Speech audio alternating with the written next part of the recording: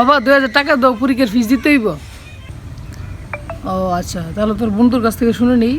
এখানে আবার শোনার কি প্রয়োজন? সমস্যা কি? তুই তো আর মিথ্যা বলছিস না, সত্যি বলতেছিস। সতটা শুনে নেই। হ্যালো বাবা জনি, তোমাদের পরীক্ষার ফিস কত?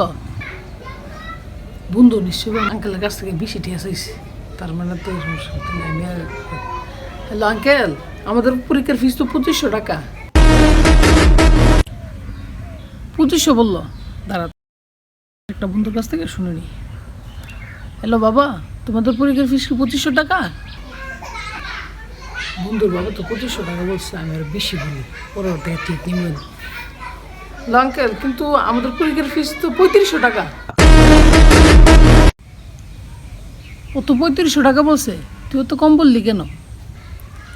আসলে বাবা, তুমি তো কষ্ট করে টাকা কামাও, তাই এবার ভাবছিলাম নিজের পকেট থেকে কিছু টাকা বইরে দিয়ে দিই। টিফিন খরচ থেকে কিছু টাকা জমাইছিলাম। ও আচ্ছা, বুঝছি। আচ্ছা, আরেকবার কনফার্ম হয়ে নিই।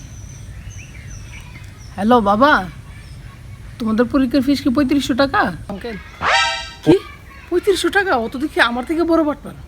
ওরে, আমার থেকে সেটাই আমার তো দেওয়া যাবে না।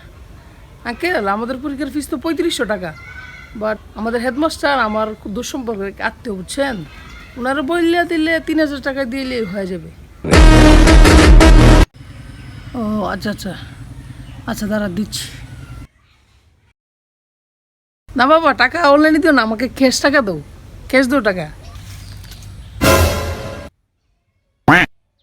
আসলে আসার পথে আমি তোদের স্কুল থেকে আসছি, পরীক্ষার ফিস দিয়ে আসলাম, মাত্র 200 টাকা নিল। আজকে তোর একদিন কি আমার একদিন।